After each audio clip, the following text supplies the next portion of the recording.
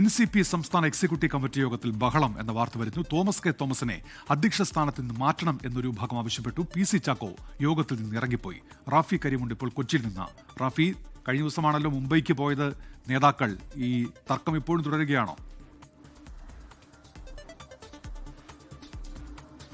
തീർച്ചയായും ഇന്നിപ്പോൾ NCPയുടെ സംസ്ഥാന എക്സിക്യൂട്ടീവ് യോഗം എറണാകുളത്ത് വെച്ച് ചേരുന്നതിനിടയിലാണ് രാവിലത്തെ സെക്ഷനിൽ ഇത്തരത്തിലൊരു ആവശ്യം ഉയർന്നത്. വലിയ ബഹളമായി ഇത് മാറുകയും ചെയ്തത്. തോമസ് കെ തോമസിനെ NCPയുടെ സംസ്ഥാന അധ്യക്ഷ സ്ഥാനത്ത് നിന്ന് മാറ്റണമെന്നാണ് ഒരു വിഭാഗം പ്രവർത്തകർ ആവശ്യപ്പെട്ടത്. ഇതേ തുടർന്നായിരുന്നു വലിയ ബഹളമുണ്ടായത്. ഇതിന് പിന്നാലെ PC ചാക്കോ യോഗത്തിൽ പങ്കെടുക്കുന്നുണ്ടായിരുന്നു. രാവിലെ മുതൽ PC ചാക്കോ യോഗത്തിലുണ്ടായിരുന്നു. അതിനുശേഷം PC ചാക്കോ ഇവിടെ നിന്ന് മടങ്ങിപ്പോകുന്ന ഒരു കാഴ്ചയാണ് കണ്ടത്. പിന്നീട് ഇതുവരെയും ഉച്ചയ്ക്ക് ശേഷമുള്ള സെക്ഷനാണ് ഇപ്പോൾ നടക്കുന്നത്. എന്നാൽ ഇതുവരെയും എത്തിയിട്ടില്ല. PC ചാക്കോ അങ്ങനെ ഇവിടെ നിന്ന് ഇറങ്ങിപ്പോകുന്ന ഒരു സാഹചര്യം ഉണ്ടാകുന്നു. പിന്നീട് തോമസ് കെ തോമസിനെതിരെ വലിയ പ്രതിഷേധം ഉയർന്ന ഒരു സാഹചര്യമാണ് ഈ യോഗത്തിലുണ്ടായത്. പ്രധാനപ്പെട്ട ഒരു ആവശ്യം തോമസ് കെ തോമസ് ഈ അധ്യക്ഷ സ്ഥാനത്ത് നിന്ന് മാറണം എന്നുള്ളതാണ്. അതിൽ ഇവർ ചൂണ്ടിക്കാണിക്കുന്ന ഒരു ആവശ്യം, കുട്ടനാട്ടിൽ തദ്ദേശ തെരഞ്ഞെടുപ്പിൽ വലിയ വോട്ട് ചോർച്ചയുണ്ടായി, UDFന് വലിയ മുന്നേറ്റം കാഴ്ചവെക്കാൻ കഴിഞ്ഞു.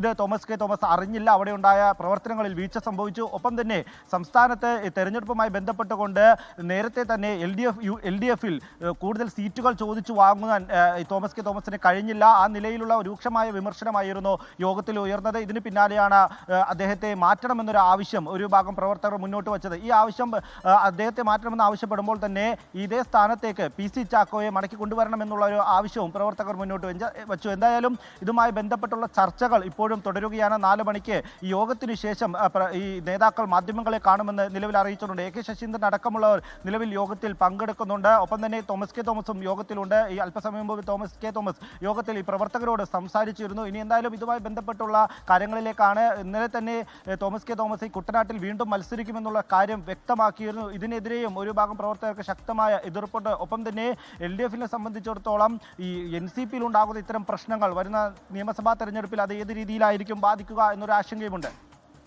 ശരി, റാഫി കരീമാണ് വിവരങ്ങൾ നൽകിയത്.